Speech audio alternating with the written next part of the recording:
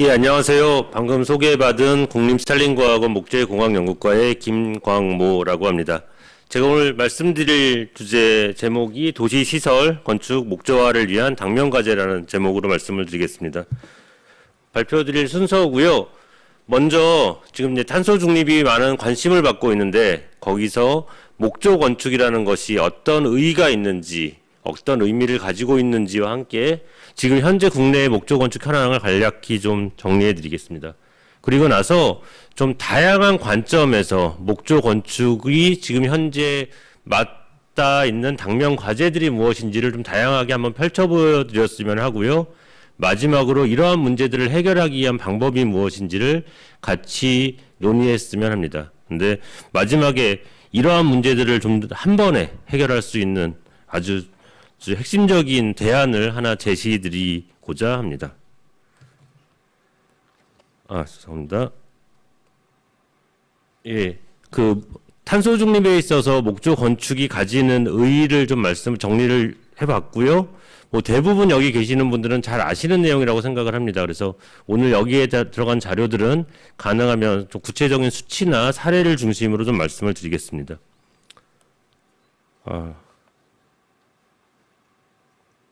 계속 실수를 하네, 죄송합니다. 우선 보시는 그림, 가운데 그림, 지금 앞에 발표해 주신 이상민 박사님 자료에도 비슷한 그림이 있습니다. 여기에 보면 탄소 중립, 이거는 이제 탄소 중립 위원회에서 제공하는 카드뉴스인데요. 탄소 중립을 달성하기 위해서는 탄소 흡수량과 배출량을 일치시켜야 된다. 그 가운데 산림의 역할이 아주 잘 강조돼서 제시되고 있습니다. 그래서 지금 딱 그림만 보면, 가운데 그림만 보면 현재 탄소 배출량을 한 절반 정도 줄이고, 그리고 지금 탄소 흡수량을 한 1.5배 정도 늘리면 우리가 2050년에는 탄소 중립을 달성할 수 있을 것처럼 아주 희망적인 모습, 그리고 거기에 산림이라는 것이 얼마나 중요한지를 이제 느낄 수 있는 그림입니다. 근데 요즘 유행하는 팩트체크라는 걸 한번 해봤으면 하는데요. 우선 현재 우리나라 2018년 기준으로 우리나라의 탄소 배출량은 총 7억 3천만 톤 정도 된다고 합니다. 그 중에서 탄소 흡수량은 2018년에 4,560만 톤이라고 하네요. 그러니까 그 퍼센테이지를 따져봤더니 6.3% 정도, 10%가 미처 안 됩니다. 그림에서 보면 제가 이제 저 그림을 보면서 일부러 길이를 한번 재봤는데 한 39% 나오더라고요. 그러니까 거의 6배 이상 그죠? 역대에서 과장돼 있는 모습입니다. 그러니까 사실은 요 탄소 흡수량이 지금 현재의 6%밖에 안 되는 상황입니다. 그리고 산림청에서 지금 아주 적극적으로 산림 경영을 통해서 산림 탄소 흡수를 증진을 시키면 앞으로 탄소 흡수가 2050년에 탄소 흡수량이 얼마로 예상을 하고 있느냐라고 했을 때 2140만 톤, 지금의 4560만 톤의 절반도 안 되게 적극적으로 노력을 해도 절반으로 줄어들 거라고 예측을 하고 있습니다. 결국 지금 이 그래프에서 보여지는 이 장밋빛 전망이 아니라 실제 탄소 흡수량은 현재 배출량의 약 3% 정도로 감소할 거고, 그렇다면 배출량을 현재의 97%를 줄여서 현재의 3% 수준까지 다운시켜야만 탄소 중립이 달성될 수 있을 것이라고 저는 이해가 됩니다. 그런데 우리한테는 탄소 흡수만 있는 게 아니죠. 우리한테는 탄소 저장도 있습니다. 지금 이제 이상민 박사님이 지금 많은 얘기를 해주셨는데, 탄소를 저장함으로써 탄소 흡수와 함께 산림이 긍정적인 기여를 할 수 있습니다. 근데 산림이 한 4천만 톤, 현재 한 4,500만 톤 흡수를 하는데, 그게 다 아쉽게도 다 목재로 가는 건 아닙니다. 입으로 가고 이제 지중해도 저장이 되고 하다 보니까 산림에서 흡수된 탄소들이 목재로 가는 양은 많아야 20%, 25% 정도가 될 걸로 예상이 됩니다. 또 그 흡수된 양 한 20%를 목재가 된 양 중에 우리가 실제 목재 이용을 하기 위해서 제재를 하고 가공을 하다 보면 수율이라는 게 있어서 최종적으로는 한 10% 정도가 이제 이용을 통한 저장이 가능할 거라고 예상이 됩니다. 실제로 산림청에서 발표한 탄소 중립 추진 전략에서도 2050년에 우리가 목재 이용을 통해서 탄소 저장을 하는 양을 약 220만 톤 정도로 목표로 하고 있습니다. 그러니까 탄소 흡수 2천만 톤, 탄소 저장 200만 톤. 그러니까 지금 아까 얘기했던 흡수가 한 3%라고 했는데 저장은 그중에 국산재 이용을 통한 저장은 그중에 한 10%, 그러니까 0.3% 정도를 기여할 수 있을 거라고 생각이 듭니다. 그러면 우리가 기대했던 저장까지 합쳐도 현재의 탄소 배출을 100으로 봤을 때 산림의 흡수와 저장을 통해서 줄일 수 있는 부분은 3.3% 정도. 그러니까 우리는 지금 현재 배출의 96.7%를 줄여야 됩니다. 제가 이 얘기를 왜 드리냐면 자칫 잘못해서 앞에서 보여드렸던 그림들이 마치 우리 산림청만 잘하면, 산림 분야만 잘하면 탄소 중립을 달성할 수 있을 것처럼 오해시킬 것 같습니다. 실제로 이 탄소 중립은 사회 전반에서 탄소 배출량을 줄여야만 97%까지 줄여야만 달성할 수 있는 부분입니다. 그러면 이제 우리의 역할은 3%밖에 안 되고 우리는 3% 잘할 테니 97%는 우리 말고 당신들이 하십시오라고 하면 안 되겠죠. 우리가 산림청이 정부 주요 부처로서 우리 산림 분야가 국토의 3분의 2 이상을 차지하고 있는 산림 분야가 어떻게 하면 좀 더 그 97%를 줄여나가는데 기여할 수 있을까를 고민해야 된다고 생각을 합니다. 그 얘기가 탄소 대체예요. 결국 지금 사용되고 있는, 지금 산업이나 사회에서 배출하고 있는 그 100의 탄소 중에 우리가 얼마나 능동적으로 대응해서 그 배출까지도 줄일 수 있는 분야를 우리가 찾아봐야 하는 게 우리의 지금 당면한 역할이라고 생각을 합니다. 그래서 제가 주장하는 거는 목조 건축입니다. 왜 목조 건축을 주장하는지를 조금 말씀드리면, 실제 전 세계에 대한 자료인데 전 세계 탄소 배출의 약 28%를 건물에서 사용하는 에너지, 지금 이 방도 이 한겨울에 되게 따뜻하게 잠바를 벗고 계시는데 이렇게 유지될 수 있는 게 난방을 하기 때문이죠. 이 난방을 하고 조명을 하고 이러한 데 들어가는 에너지가 전체 탄소 배출의 28%를 차지하고 있습니다. 어마어마한 양입니다. 우리 산림에 흡수되는 양이 6%밖에 안 되는데 우리의 4배, 5배를 이런 건물 사용하면서 배출을 하고 있습니다. 그리고 이 건물을 만드는 데 들어가는 시멘트, 콘크리트 등의 건축 재료가 약 11% 정도, 건축 재료를 만들고 그 재료를 시공하는데 약 11%의 탄소를 배출하고 있습니다. 우리가 흡수하는 거의 2배 정도를. 그래서 총 40% 정도를 건축 분야에서 배출을 하고 있습니다. 특히 말씀드린 주요 건축자재인 시멘트와 철강은 건축에서만 사용되는 게 아니기 때문에 이 시멘트와 철강에서 사용되는 배출량이 약 23%, 각각 시멘트 100%, 시멘트 10%, 철강 10%씩 차지하는 어마어마한 그동안에 우리 경제를 발전시켰던 고마운 재료들이고요. 하지만 탄소 배출 측면에서는 조금 고민이 필요한 재료들입니다. 그래서 국토부에서는 이미 기후변화라는 이슈가 등장한 시기부터 이러한 건축물에서 사용되는 에너지를 어떻게 하면 줄일 수 있는가를 고민해 왔고, 지금 정책을 잘 수립하고 추진하여서 굉장히 잘 진행되고 있습니다. 그래서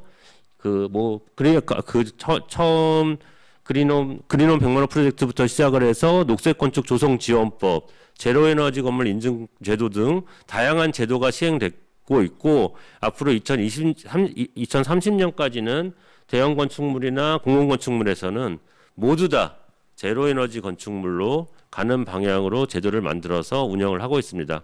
다만 이제 지금 국토부나 건축 분야가 고민하고 있는 분야 중에 하나는 이러한 제도들이 잘 시행되더라도 대부분의 건물이 신축 건물이 아니기 때문에 지금 사용되고 있는 건물들은 이미 에너지를 사용하고 있어서 그걸 줄여야만 정책적 효과가 좀 더 좀 확실하게 나타날 거기 때문에 이 부분에서 그래서 요즘 그린 리모델링이라는 작업들을 열심히 추진하고 있습니다. 그런데 이제 그렇게 되면은 건물에서 사용하는 에너지는 줄일 수 있는데 그럼 건물을 만들 때 들어가는 시멘트와 철강에 의해서 들어가는 에너지들 약 20%의 에너지는 어떻게 줄일까? 근데 최근까지도 기후변화, 기후위기가 강조되고 있는 최근까지도 시멘트와 철강의 소비는 계속적으로 증가를 하고 있고요. 특히 그래프에서 보시면 아시아에서 중국이나 인도 등 아시아에서 그 소비량은 계속 늘어나고 있습니다. 그래서 어떻게든 어떠한 방식으로든 저 소비를 줄이던 저기서 발생되는 에너지를 줄이던 하는 게 중요한 이슈입니다. 거기에 우리가 할 수 있는 역할이 좀 있지 않을까 기대를 하고 있습니다. 지금 본 자료는 그 지역별로 전 세계 지역별로 건축물 구조가 차지하고 있는 비율입니다. 보시는 그래프에서 녹색이 목조 건축인데요. 아시는 것처럼 북미나 유럽, 아시아 쪽에서는 일본은 북미나 유럽은 주거용 건축에서는 거의 90% 이상이 목조로 돼 있고 아시아에서는 일본만 거의 유일하게 한 50% 정도가 목재를 사용하고 있고요. 다른 지역은 대부분 철강이나 콘크리트로 된 건축이 아직 주류를 이루고 있습니다. 그리고 저 빨간색이 이제 우리나라 치면 조적조가 대부분이고 이제 석조 건물들이 또 큰 비중을 차지하고 있습니다.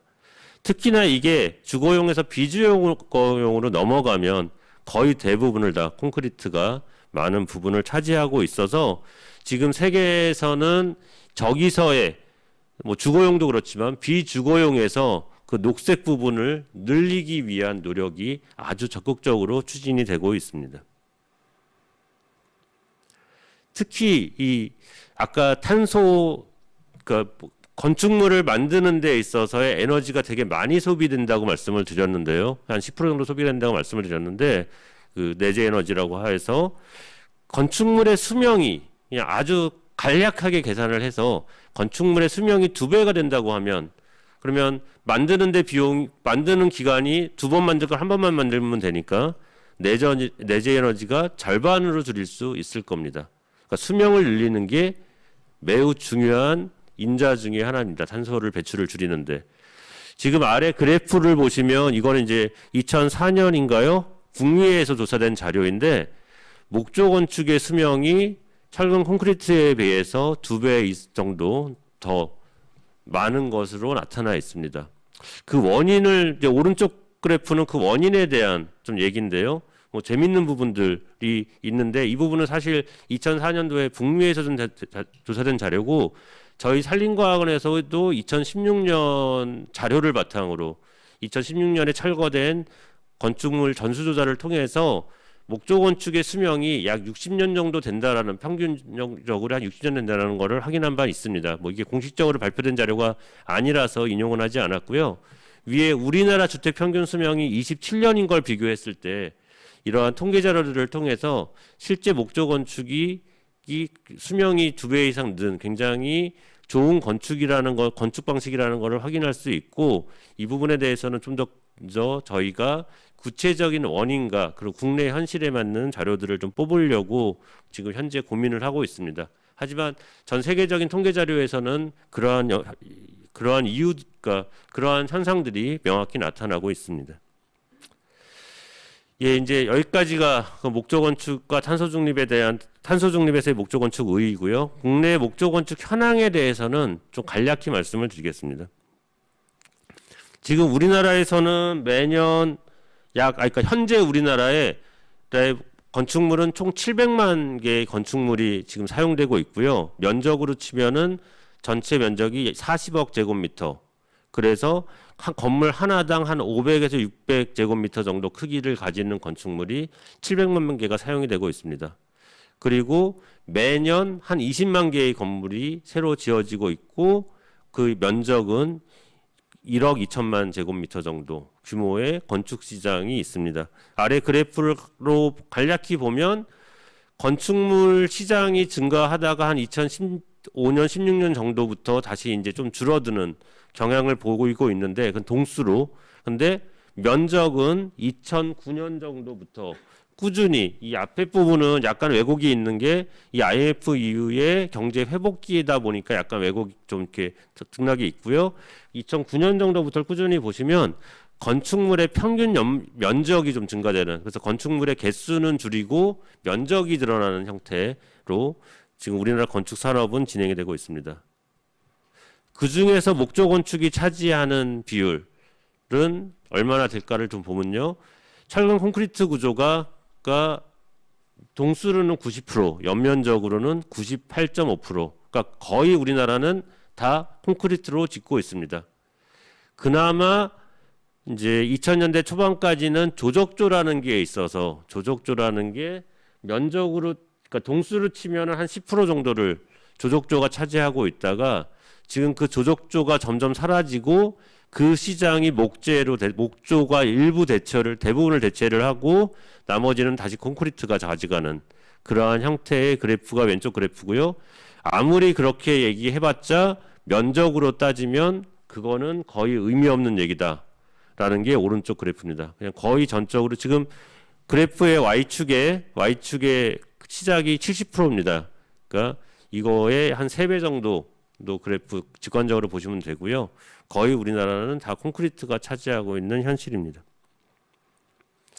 이런 거를 좀 어쨌든 목조 건축이라는 기술을 국내에 도입하고 확산시키고 안정시켜서 사람들에게 다양한 선택의 기회와 주거 환경을 개선하고자 하는 노력을 저희 산림과학원에서는 꾸준히 해왔고요. 2006년에부터 한그린 프로젝트라는 걸 시작을 해서 그 당시에는 주택 위주의 연구, 그리고 이제 어느 정도 주택이 안정화되면서 좀 더 도시에서 생활하는 생활 인프라나 아니면 그 대형 건축물들을 목재로 전환하기 위한 노력들을 진행을 하고 있습니다. 뭐 구체적으로 과제 단위로 보면 뭐 보시는 것처럼 2000년대 초반에는 주로 이제 국산재를 많이 국산재의 용도를 개발하기 위해서 그 국산재를 건축 부재로 사용하는 연구 위주로 진행을 하다가 2010년 정도부터 그 이제 2006년 한그린 프로젝트가 시작되는 2006년부터 주택 연구를 시작을 해서 그 당시에는 주로 에너지 성능 문제가 핵심 이슈였기 때문에 에너지 성능 위주로 연구를 하다가 2010년 정도부터 이제 대형 건축으로 전환을 하기 시작을 했습니다. 그래서 지금 목조 건축을 대형 건축으로 확대하기 위한 연구를 진행을 하고 있습니다. 앞에서 말씀드린 오늘 발표드릴 내용의 핵심이고요. 그런 목조 건축이 활성화시키는데 당면 과제가 무엇인지를 좀 더 이렇게 펼쳐서 다양한 관점에서 말씀을 드리겠습니다. 먼저 수요 측면입니다. 우리나라 건축물 아까 전체 건축물이 700만 동이 사용되고 있고 매년 20만 동이 새로 지어진다고 하고 말씀을 드렸는데요. 그중에 주거용 건축물이 절반 정도를 차지하고 있습니다. 지금 이제 동수로는 46.8%지만 면적으로는 한 60% 가까이 되고요. 그러니까 주거용 건축물, 상업용 건축물 수준으로 건축물은 사용이 되고 있고, 특히나 지금 현재는 최근에는 주거용 건축물의 비중이 조금씩은 줄어들고 있지만 여전히 신축 건축물의 3분의 1 정도가 주거용 건축이 차지하고 있습니다. 건축 시장에서. 이 주거용 건축 너무 잘 아시겠지만 우리나라의 주거는 대부분 아파트 주거가 메인을 차지하고 있고요. 통계 자료를 봐도 그 주거용 건축이 전체의 공동 건축이 아파트가 62.8%, 그리고 그 아파트와 연립, 다세대 등 공동 건축이 72.1%를 차지하고 있습니다. 근데 이러한 추세가 조금씩은 아파트 문화에서 이제 전원주택 등 주택 문화로 바뀔 거라고 기대를 했는데 사실 지금 신축을 보면 오히려 더 많아지고 있습니다. 지금 2020년에 신축한 건축물 중에 차지하는 비율은 아파트 하나만 70%를 넘어가고 있고요. 이제 그래서 아파트를 포함한 공동주택으로 가버리면 80%가 넘어가는 현실입니다. 그리고 그 와중에 이 단독주택, 맨 앞에 파란색으로 되어 있는 이 단독주택은 오히려 착공수가 그러니까 그 주거용 건축물의 수가 줄어들고 있는 상황입니다.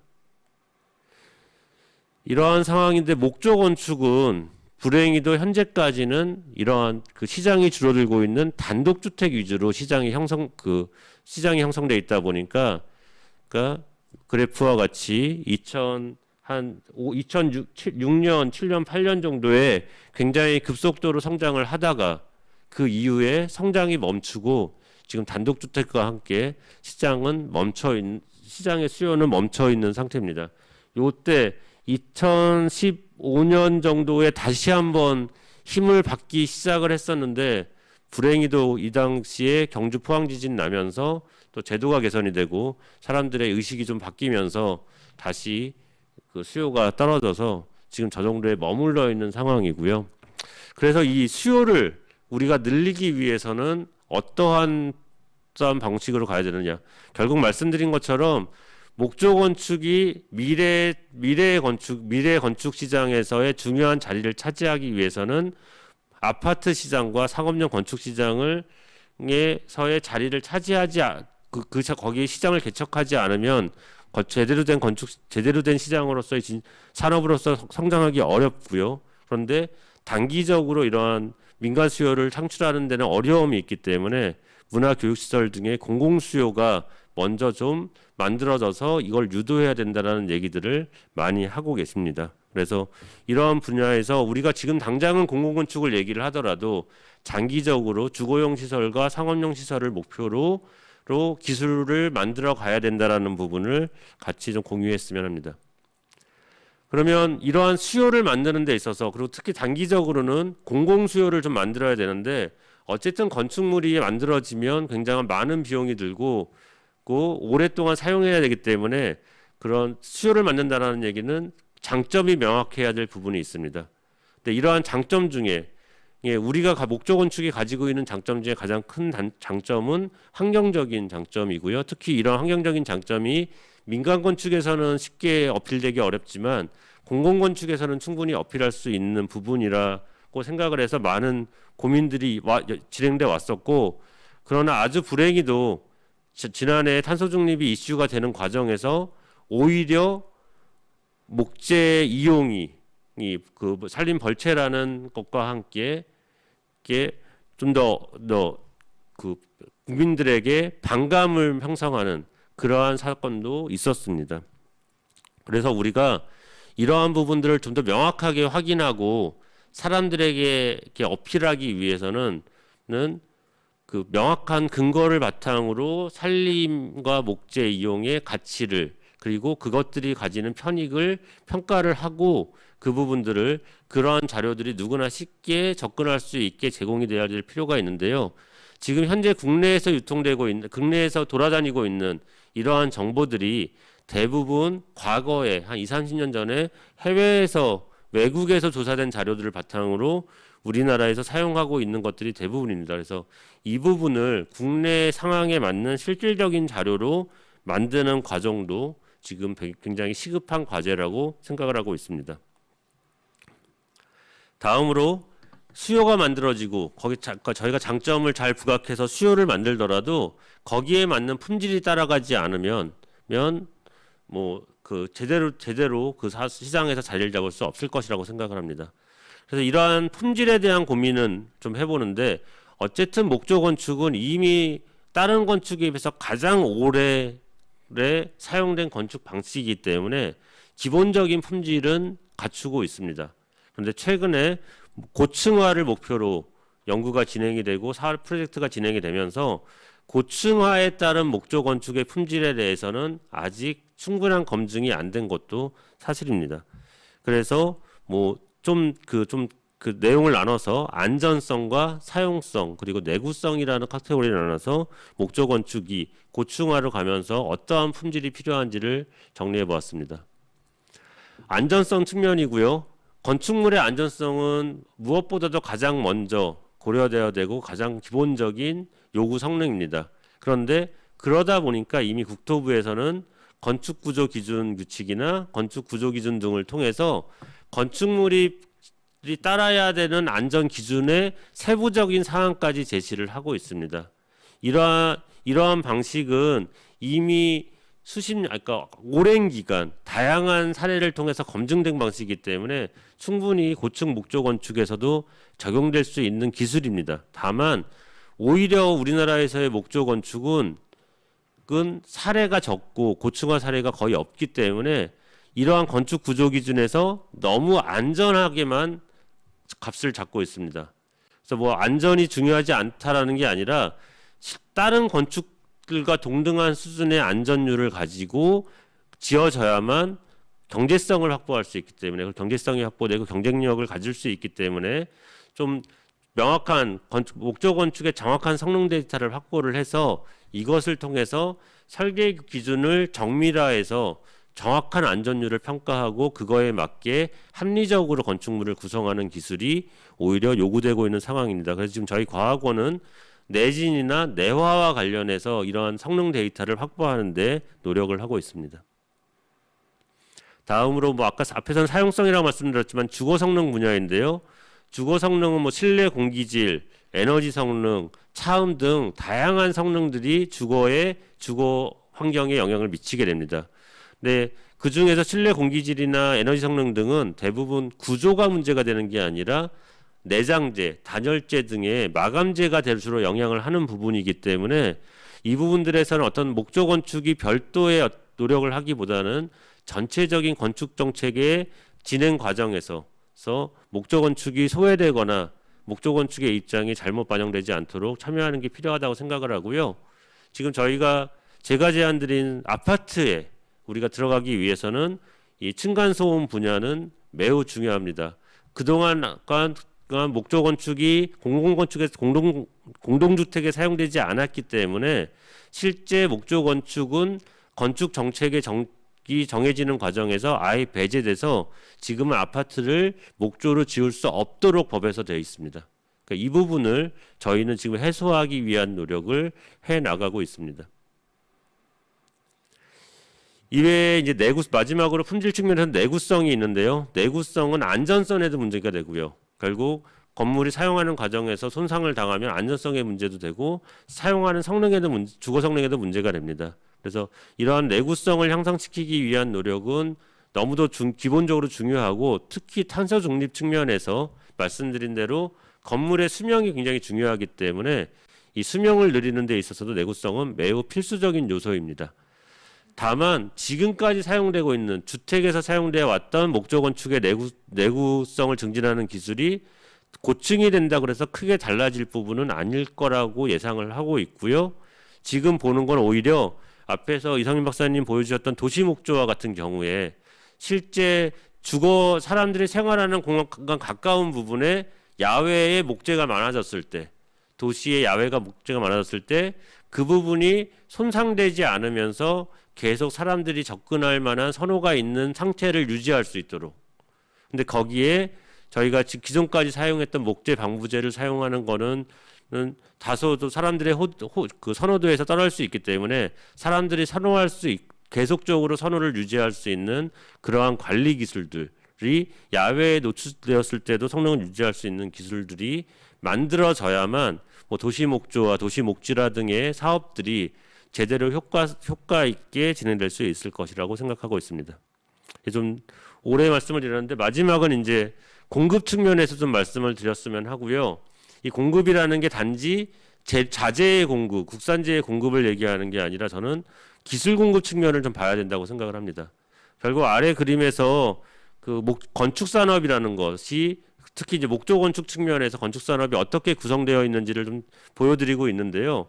이게 대형화될수록 건축 산업에 참여하는 연관 산업들이 굉장히 늘어나게 됩니다. 이렇게 늘어나는 개발사, 감리사, 설계사, 구조설계사, 시공사 등 다양한 이해관계자들이 참여하게 되는데 이 중에 누구 하나라도 목재를 제대로 이해하지 못하고 목재에 대한 그 관심이 없으면 이 사업이 제대로 목조 건축이 진행되다가도 결국에는 마지막에 가서 익숙한 콘크리트로 전환되는 사례를 우리는 너무 많이 봐왔습니다. 따라서 제대로 목조 건축이라는 것이 가기 위해서는 이러한 산업 전반에서의 목조 건축에 대한 이해와 그리고 저희의 저변 확보가 필요하고 그것을 위해서 우리가 어떤 노력을 해야 되는지에 대한 관심을 좀 가져야 될 것 같고요. 특히 공공건축으로 하는 데 있어서는 이 부분이 매우 중요하게 됩니다. 공공건축에 있어서는 지금 현재 그 조달 방식으로 모든 계약들이 진행이 되고 여기에 참여하는 것들을 뭐 특정에게 이익을 몰아주거나 하지 않기 위해서 대부분 이렇게 저런 과정들이 분리되어 있는데 그 과정에서의 결국 목조 건축이 제대로 진행되지 못하는 경우 또 진행이 되더라도 각각의 그 참여하는 기업들의 그 전문성이 떨어져서 결국 얻어지는 최종 성과물의 품질이 낮아지는 경우를 너무 많이 보고 있습니다. 그래서 이러한 부분에서 어떻게든 저변 확대가 필요하다고 저변을 각각의 분야에서의 저변을 늘리는 노력이 필요하다고 생각을 하고 있습니다. 또한 최근에 와서는 국산재 측면에서도 많은 얘기가 나오면서 인센티브 제도에 대한 얘기들이 많이 나오는데요. 어떻게든 우리나라 목조 건축 산업을 제대로 가기 위해서는 인센티브 산업 제도가 좀 잘 마련되어야 되겠다. 그런데 이 부분에 있어서도 사실은 각각의 모든 산업들이 다 인센티브 제도를 요구를 원하고 있습니다. 좋다고 하지만 인센티브 제도라는 게 결국은 시장을 왜곡시킬 수 있는 제도이기 때문에 자칫 잘못하면 제대로 된 산업 구조를 이해를 하고 그 과정에서 합리적으로 운영될 수 있는 인센티브 제도를 마련해야 하겠습니다. 좀 말씀이 좀 길어졌는데요. 마지막으로 결론을 말씀드리면 결국 탄소 중립 측면에서 산림 분야의 역할이 많이 강조를 하고 있고 고마운 일이지만 탄소 흡수와 저장만 바라봐서는 한계가 있다. 기존에 배출되는 부분에서 우리가 어떻게 그걸 줄이는데 산림 분야가 같이 동참할지를 고민해야 되고 거기의 핵심은 목재 이용 그리고 목조 건축이다 라는 말씀을 좀 드리고 싶고요. 거기에서 목조 건축이 지금 활성화되지 못하는 여러 가지 문제점들을 좀 장황하게 말씀을 드렸습니다. 이러한 것들을 해결하기 위한 하나의 해법은 너무도 당연하게 국민들이 공감을 해주고 합의를 해주면 아마 아무런 무리 없이 이러한 과정들이 쉽게 진행될 수 있겠죠. 라고 생각을 합니다. 지금 이제 이 하나하나 아까 제가 여러 가지 문제들을 좀 이렇게 수평적으로 널져놓고 봤는데 그 하나하나 기술들은 하나하나가 해결될 수 없는 기술들입니다. 그 기술들이 뭐 하나가 문제가 해결되려면 다른 것들이 발목을 잡게 되고 그래서 다 이것들이 서로 연관이 돼서 해결이 되어야 하고 그러기 위해서는 기본적으로 다양한 측면에서의 관심과 이해가 필요하다는 게 결국 제가 드리고 싶은 결론인데요. 그건 너무 막막하고 그러면 우리가 합의를 하고 붙고 저희의 저변을 확대하는 거에 지금 현재 핵심은 무엇일까? 당연히 목조 건축의 주무부처인 국토부 그리고 건축을 하시는 분들을 대상으로 해야 된다고 생각을 합니다. 근데 오늘 사실 산림어전망에서 와서 저한테 이런 발표 자료가 와 있는 게 굉장한 영광이고 감사드리고요.